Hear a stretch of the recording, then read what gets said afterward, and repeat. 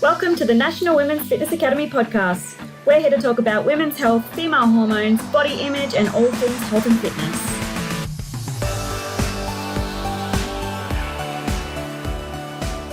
Hello, girls, and welcome back to another episode of the Women's Fitness Academy's podcast. I'm your host, Siggy, one of the WFA's educators and a women's online coach. Today, I'm joined by the lovely Mariah, who supports women and men to become the best version of themselves through online fitness and nutrition coaching. She believes that anything is possible with the right level of support, which we're actually going to be talking a lot about today, to strive towards a sustainable, healthier, and a happier lifestyle. Now, her ethos encompasses a permanent solution-focused approach to long-term and sustainable nutrition and exercise literacy. Mariah, thank you so much for joining me. Hello. My name's Mariah, actually. I know. Yeah. Penny drop moment. Everybody thinks I'm Maria. There you go. Things just like, oh no, you're not Maria. I'm Mariah. I'm actually Mariah. I'm like Mariah Carey, but yes, I'm very happy to be here on the podcast and really excited to start diving into some sticky topics. Yes, let's get onto it. So before we even started recording, we were talking about the life of being a business owner, of the ups and downs, and let's dive straight into it. So we started talking offline about how you started off running your business independently, but now you have outsourced a VA and you have a coach working underneath you. What has life been like for you right now? Well, I suppose if we were to fast forward to the present moment from where I began, a dream. Honestly, I wake up every single day and I pinch myself to think that this is what I get to do for a living and that I don't have to groan and moan about getting up for the 9 to 5. It is living the dream. It is really wonderful. In that though, it comes with its challenges. It's taxing.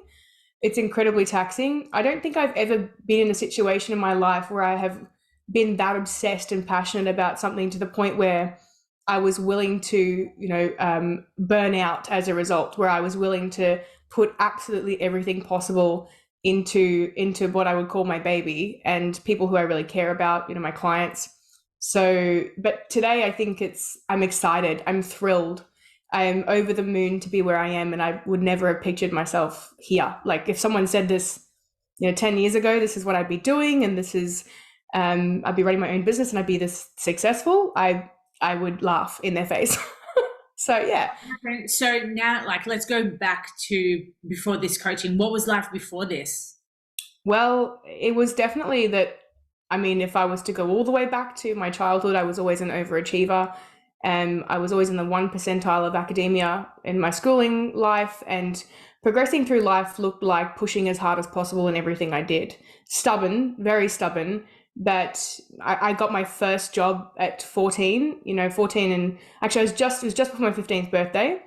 I refused to just sit and do nothing. I was, adamant about providing for my family and myself because we weren't really well off. And yeah, that was the start of my career. I was, in everything I did things a little bit backwards. When I first started working at Kmart, I was meant to be a register girl and they said I was too good for that. So they put me straight into apparel and they would never train me in registers because they just didn't want me there. They wanted me in sales. And I guess back then I didn't really realize that I had a thirst for business. It was just this part of me that wanted to help people, whether it was selling shoes at Kmart or, the next steps of going and managing a nightclub. I've went through that process of pretty much 10 years in business roles, even in marketing roles. They put me into roles at the nightclub I was working at, helping out with things like would have special events. There'd be DJs coming, really big names from Ministry of Sound. Back when Timmy Trumpet was first starting out, I actually hung out with him in the early days. So that was my life as a 15-year-old.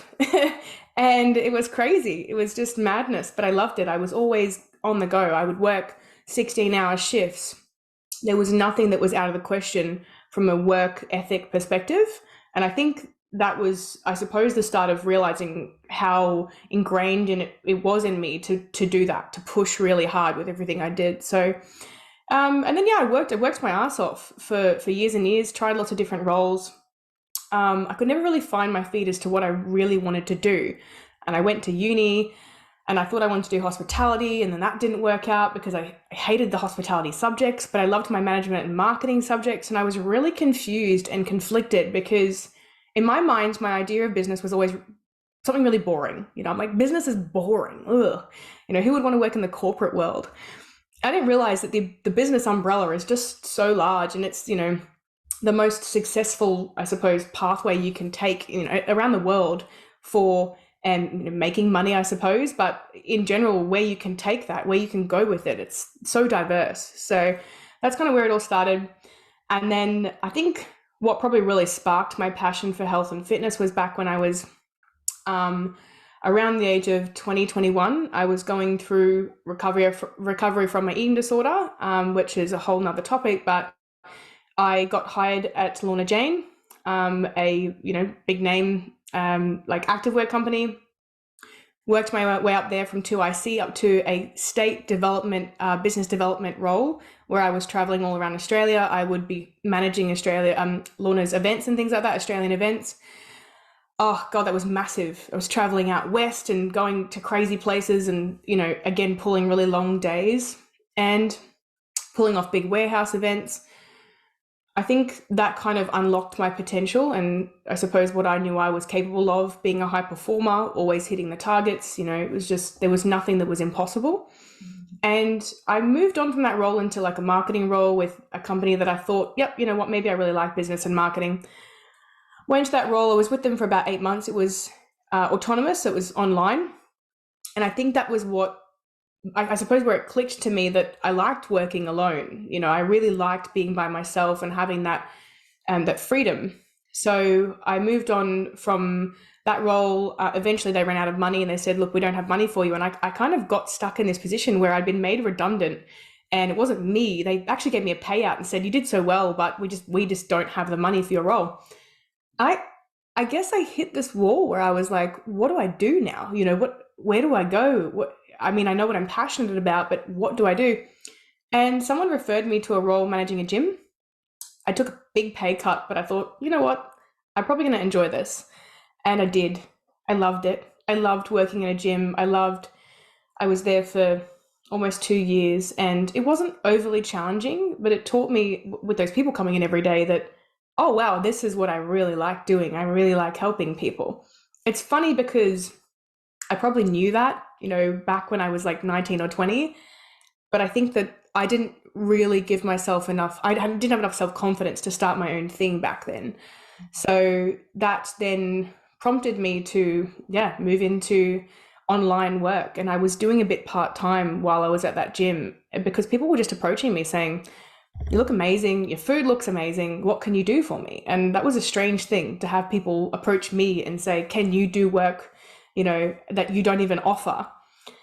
That's how my business started. My business pretty much started by force. It was really coerced into it by other people. And I guess it's grown ever since. From there, I went full time. I went and competed for the first time. I'd been training for 7 years. I decided, I was headstrong enough to do that. I think it's really important to do that, to know that you're mentally well enough to compete before you do. And after I competed, it was just overwhelming, just bombarded with emails and inboxes of, can you coach me?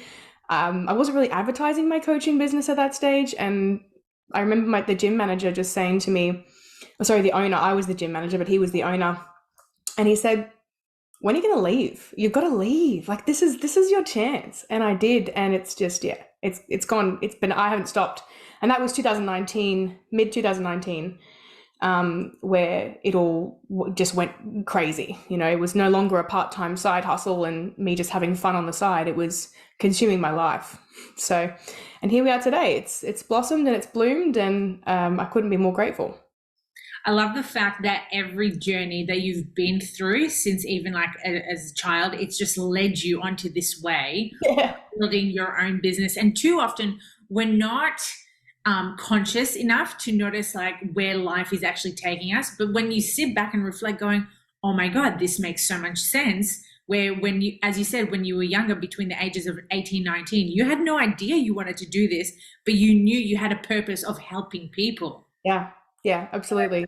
Yeah, it's fascinating, man. And I laughed about the fact how people started coming to you because they noticed the food that you were eating and the training that you were doing. And I think that's one of the main things a lot of clients come to me because they're like, "Who does your food? How are you eating all these meals?" And I'm like, "Guys, it's my food. Like it's nothing fancy." But when other people perceive it, they're like, "Oh my God, teach me your way." Yeah, I think too, because when you're in your own bubble in this realm, you think to yourself that it's common knowledge. I guess we kind of assume that people just know how to do these things. And I get stuck in that sometimes too, is that, you know, a large percent of the population, we're talking like 90% of the population is not going to have any sort of nutritional literacy. And it's unfortunate, it's heartbreaking because I grew up in a family that, was very much, the rural foodies. My stepfather was a food technologist. My mum was a massive hippie, so she just loves a very whole food diet, but also the flexibility as well. So I really didn't have, a restrictive lifestyle growing up. My mum was very mindful of foods that we were eating as kids, but she couldn't control when we went to places and had sausages and roll ups and that type of stuff. And I think that since becoming educated in this field, it's helped me realize that it's not as clean cut as just good and bad foods. So I think, yeah, it's great when you expose the world to this because they want more of it. They want to know how to live, to enjoy, but yet still maintain a healthy and happy mindset and physique. Yeah, and you know what, like you mentioned, your ethos is all around that, like having that sustainable lifestyle around it. It's not just a quick fix, it's like a long-term gain. Yeah, absolutely. There's far too many people who have this pushed at them all the time. Like I guess we kind of feel like we want to save everybody Yeah. in this. We see I'm starting an 8-week challenge again, and it's the same people over and over again, really struggling. They'll lose the 10 kilos, they put the 10 kilos back on again. It really impacts people's mental health. This is women, this is mums, this is dads, this is corporate workers. They don't have the time to go and research all of this deeply. And so therefore, people are advertising quick fixes. And I think that often the quick fix mentality is that when we get something delivered to our door, like, an express post parcel, there's this, we click, and then, 2 or 3 days time, we get the thing, right? So it's that consumerist idea, which I think people are treating nutrition as. It's, if I buy this 8-week challenge, or if I buy this idea or this culture, this way of eating, like cutting out a certain food group or depriving myself of food to the point where I want to eat my whole kitchen, maybe I will become a different person. Maybe I'll achieve what I want and I'll have this thing in my hands. So that's often where you see the supplement fascination as well. There's that whole concept of like, what can I buy and have in my hands to fix the problem that's probably happening up here, and the decisions that I'm making daily, that, it doesn't need to be that complicated. Yeah, such an important emphasis for a lot of people is making them realize that, well, I've spoken about this so many times, but like supplements are not the magic pill for change. It is a supplement for a reason because it's there to support you, but there's a whole lot more that we need to work on. Yeah, I think the way that I would call it, or like the way I would describe it, is that it's a supplementary, like it's supplemented instead of something else, but that doesn't mean that it's better than. I often, talk to clients about this, and I'm like, food first, always food first. If you can't get enough magnesium from your diet, we know magnesium is one of the most deficient electrolytes, that type of stuff, where even zinc, a lot of it is not in the Western diet. And I'm going to be honest, a lot of the foods that contain it, we don't really want to eat seaweed. Not everyone wants to down some seaweed. So I guess it's in those instances where, yes, supplementing those vitamins back in is important, but it's very heartbreaking to see people take on these vitamin regimes and think that they're going through a cleanse. It's the cleanse is changing your lifestyle. It's not actually taking something on top of what you're doing to counteract it. So yeah, I agree with you there. Yeah, takes me back to when I was younger. I think when I was like 16 or 17, and I actually thought that multivitamins were helping me to lose weight. Hence, I didn't realize there was just the under eating and the eating disorder that I was suffering. So, Yeah, it's I think too with multivitamins being a micro-dosed vitamin as well, it's that they're often overprescribed as well. Like you see GPs just putting people on multivitamins, and by no means is this me, talking crap about GPs. It's a love-hate relationship with GPs and nutritionists because we know that as a nutritionist, GPs don't go through the rigorous study involved for nutrition. They actually go through, it's funny, you'd think in 6 years they'd find somewhere to slot that in, but they don't do any sort of preventative, right? If people come to them when they've got a condition or an issue, when it's gotten that bad that they've got to go to the doctor. yeah, to get by that stage, right? By that stage, people think a medication that's the thing they need, whereas it's probably that last resort, I have a lot of respect for GPs out there currently. There are not very many of them that actually do practice food first and exercise first and lifestyle first with all sorts of things like depression, anxiety, chronic conditions, chronic disease. It is unfortunate to see that, yes, we're having to fight this misinformation, but yeah, these kind of band-aids for bullet holes. Yeah. Yeah, I agree with that. I literally do. Yeah, but you know what? I'm noticing a change here as well, that younger doctors coming into the industry and they're well more educated than, you know, the ones that we have at the moment. Yeah, absolutely. Yeah, I'm finding that there's a better relationship that we have with GPs now too, where people, they might go to their GP and they might source a referral to a nutritionist. I often do need clearance letters and things like that, and GPs are always so lovely when they do give me that clearance letter. I'd love for my client, my patient, to work with you because I think this will improve their metabolic syndrome. I think this will improve the symptoms they've got of depression and anxiety. I think this will improve, all of these markers that we're looking at in blood tests that are screaming for this person to take care of themselves. And they come to us, knowing that they know they need to do it, but having the GP support makes a massive difference because I kind of see a GP as the middleman for, redirecting issues to specialists, which needs to happen much more often than it is. But I do agree. I think we've come a long way from, here's a prescription and off you go. Yeah. Yeah, completely agree with that. I love the fact that we're talking a little bit about this, but also I want to chat about going back to you starting your coaching business.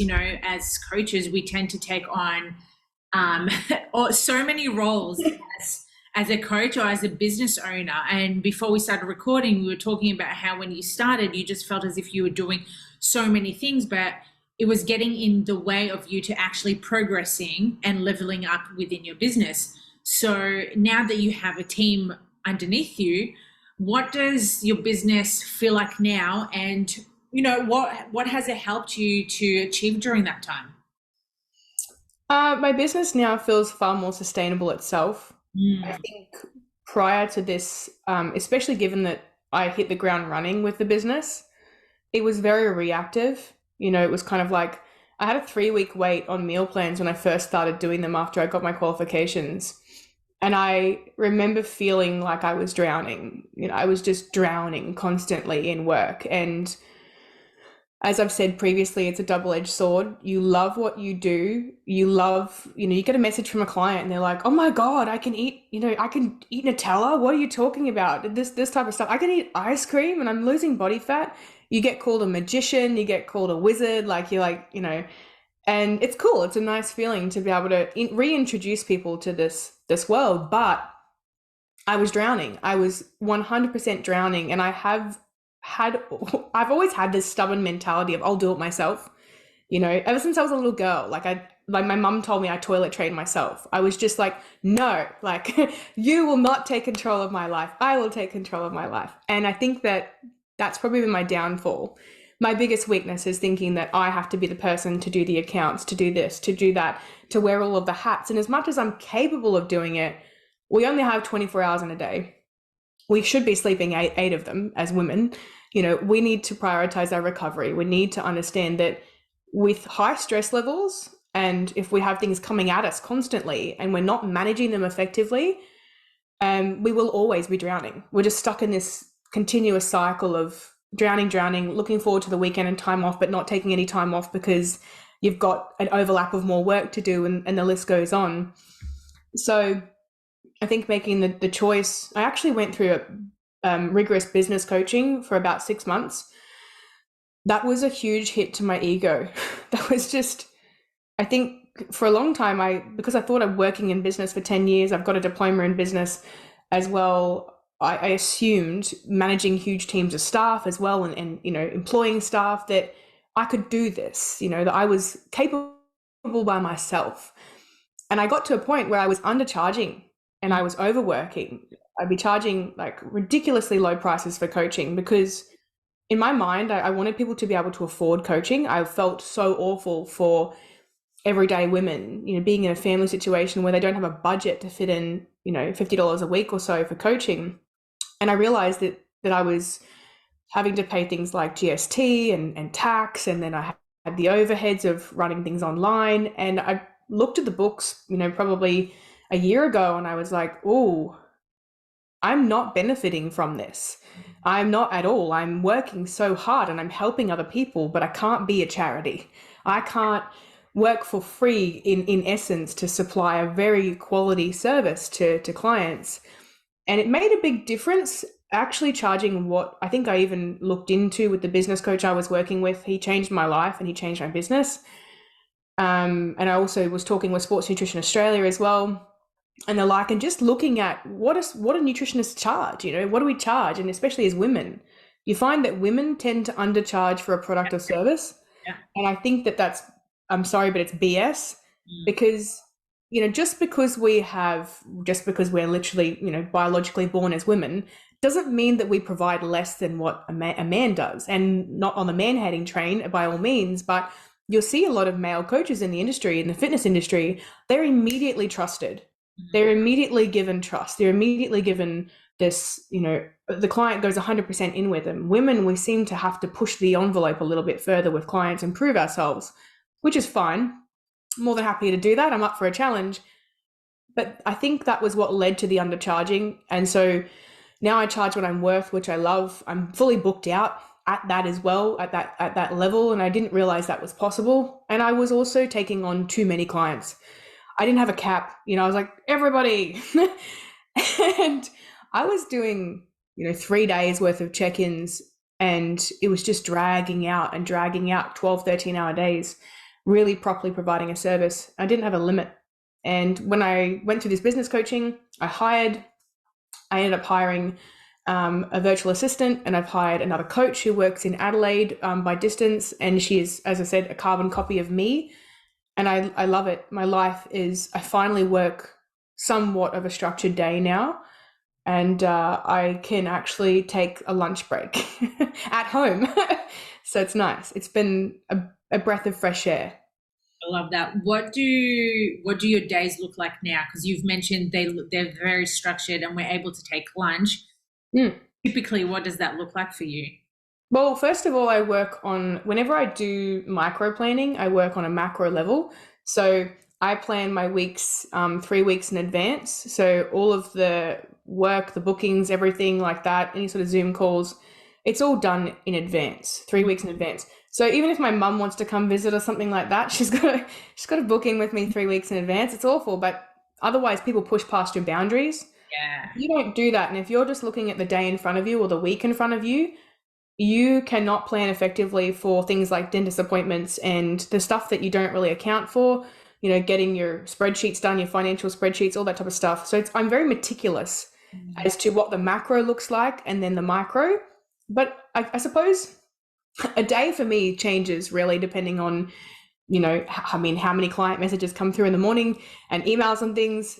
But I structure the week as that Monday is my financials, where I do things like payment checkovers and everything like that. I have a meeting with my VA every single day. I think it's really essential if you've got staff to meet with them and build that rapport. And I genuinely really care about Carol. I love her. I think her little baby is amazing. She's so cute. Her family is wonderful. She's so driven as an employee, but I don't see her as an employee. I see her as a co-worker. And I meet with her every day at the same time at 10 a.m. I give myself, I sleep in every day. I'm going to be honest with you. I do not compromise my sleep for anyone or anything. That was a big mistake I made growing up, was that I wasn't sleeping enough. You know, through all this nightclub work, my sleep regime was all over the place.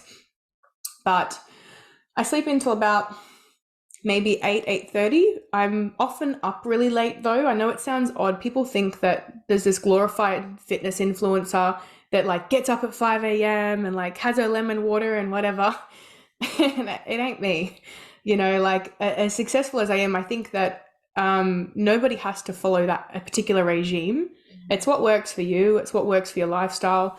I know that I sleep really well until 8:30 in the morning. I get up. I actually sit in bed and I check my emails and my messages. I have a coffee. I put the window up and the blind up to let the sun in. So I love sunshine.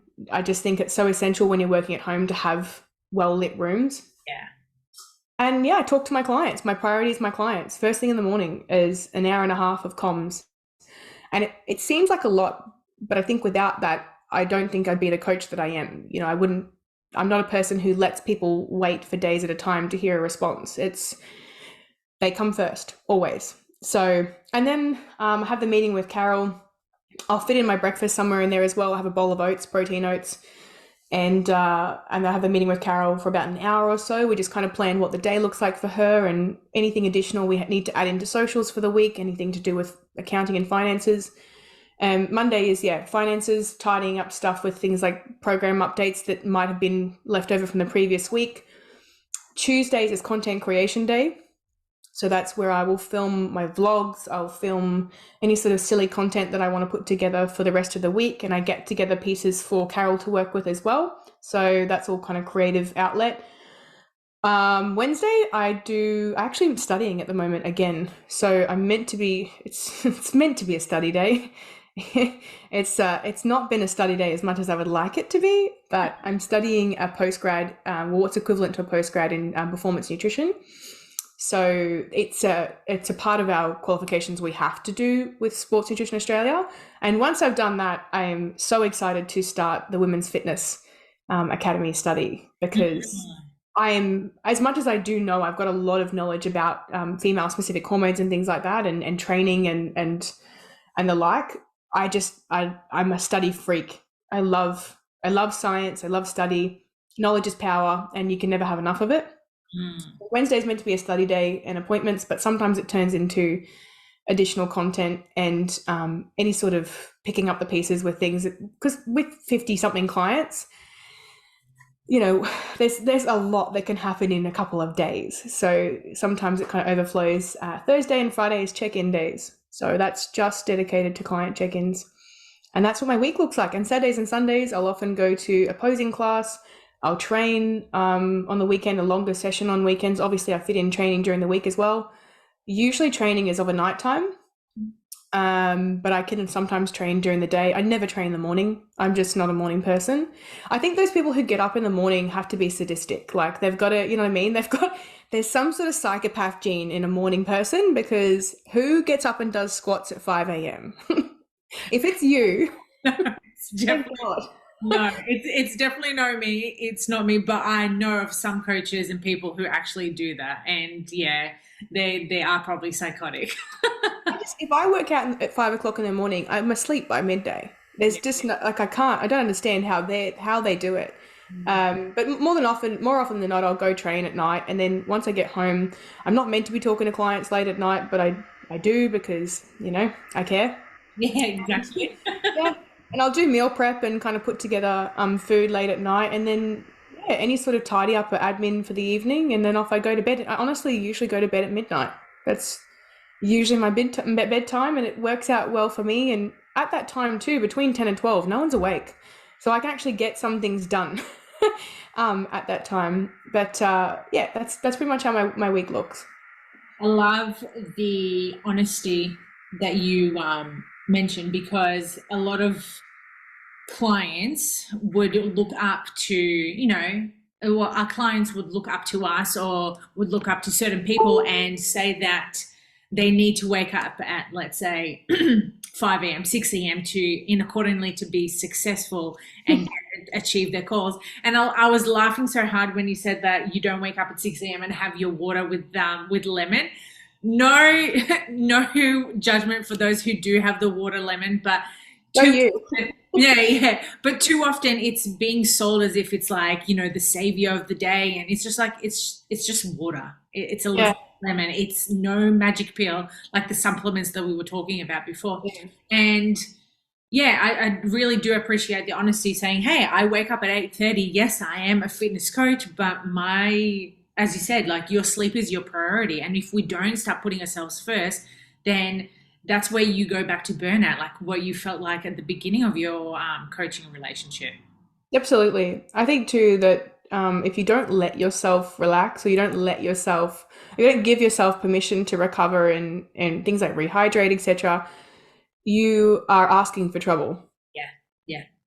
It's self-sabotage in my eyes. And I honestly, I still do it sometimes. There was, a day the other day, I didn't eat until 2 o'clock. And I was very transparent about that. I actually vlogged about it. And I said, our lives aren't picture perfect reels. They're not by any means, that's not how it tracks. We might get to 5 o'clock in the afternoon and we've done 2,000 steps. Yeah. Often in the role of taking care of other people, you are the rock for so many others. And so, everything centralizes around everybody else's health. You have to be so careful that can be a very slippery slope to not take care of yourself, because yes, then, clients being a high priority and the highest priority is important, but we lead by example. And I'm always a big believer in that. If I haven't done that, I'm going to call myself out for it. Yeah, I love that. It's that having that honest conversation with yourself, going, if I'm giving my best to other people, what about giving the best to yourself? Again, you can't take care of others if you're not taking care of yourself first. Absolutely. You see it with mums a lot. There's always that. Yeah. I'm not a mum, and I often have this conversation with mothers. Do not ever look at my life and think that this is relevant to yours. Yes. Because I can feel that they know, or that in their minds there's this patronizing undertone. They think I'm patronizing them. You wouldn't know, you don't have kids. No, I don't. I couldn't even dream of knowing what it's like to have children. I do have 54 online clients. And I can guarantee in the time I've been in this podcast, there'll be probably about 10 of them that want to talk to me. And it's not the same as caring for children by any means, but it can be as draining.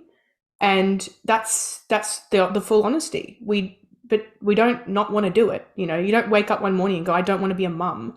Like, you want to be a mum. There's this constant, I guess, like a feeling of guilt of wanting to take time for yourself, but then wanting to give to your children. And I think it's actually very similar with having clients, is that we want to take time for ourselves, but we don't want to miss anything. We don't want to, let them, I guess, be by themselves or feel like they're isolated or alone. We want to be there the whole way. I've never been a big believer in spoon feeding people, definitely not, but I would never abandon a client. I would never make them feel like that I'm not there for them.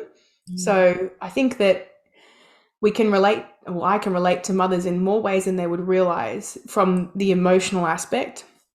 And obviously one day I probably will have children, and it'll be an interesting juggle.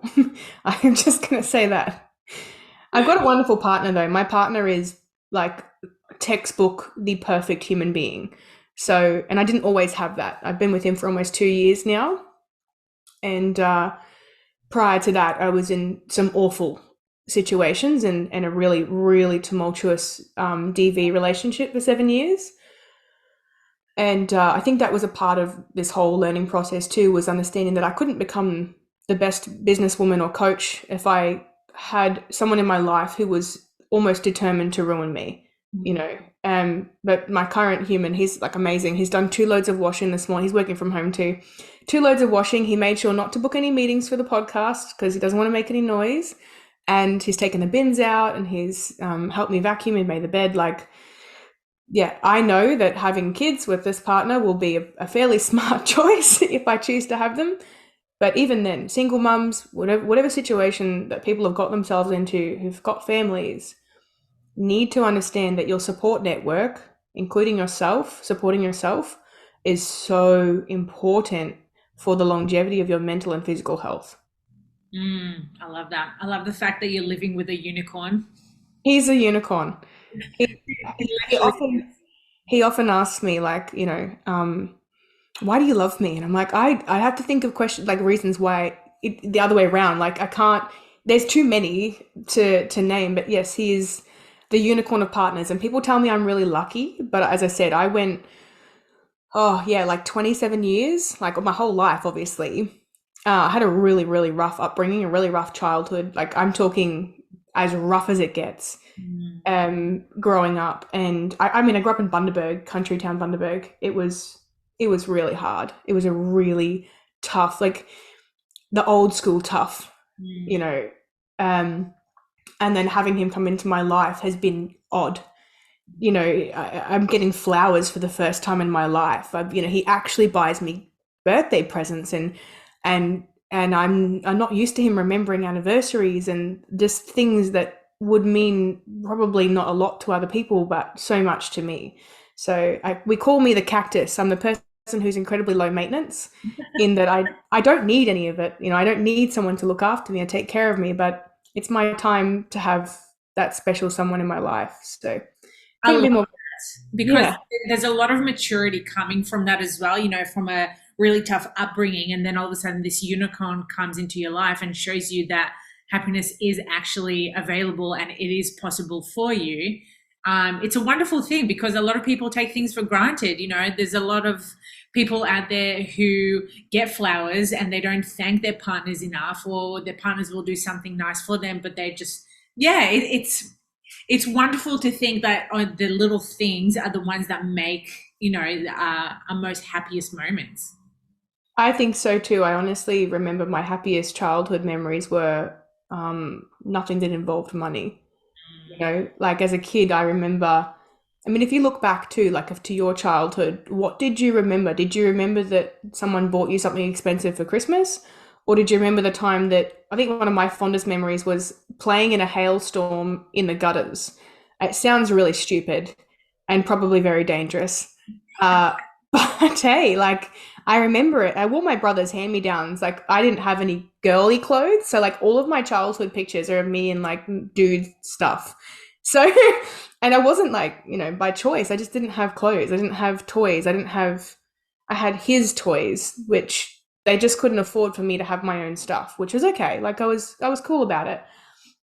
But I always had that kind of FOMO syndrome as a kid, like I always felt like everyone had a better life than me. It was really hard. It was really hard watching other people. I had this disease that rotted my teeth away as a little kid. So there was always these friendships that were flourishing around me, and I was just this little loner. No one liked me because I had this teeth condition.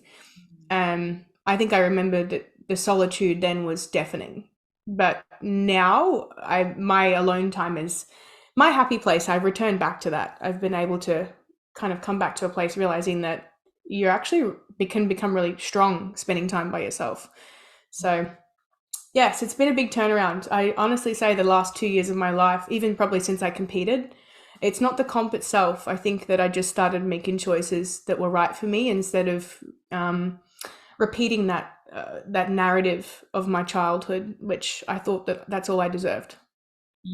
I think that's beautiful, honestly. And I'm sure all our listeners can relate to some form of the concept of their upbringings. We obviously all have been brought up differently, but like you mentioned, the point where do you usually remember what gifts you get or the actual moments that you've spent or done with other people? And as you were talking, so many memories came up to my mind about certain places and things that I was doing, not necessarily about the jumper that I got or the necklace. It's literally the memories that you're cultivating with yourself or with people. So I think that's wonderful. And to end today's conversation, I think it's a really good point for our listeners to understand that when we're embarking on nutrition and fitness lifestyle, we need to, even though we need to live every moment, every day, moment by moment, like you said, we need that structure as well, and setting those healthier boundaries, not for ourselves, but for our clients as well.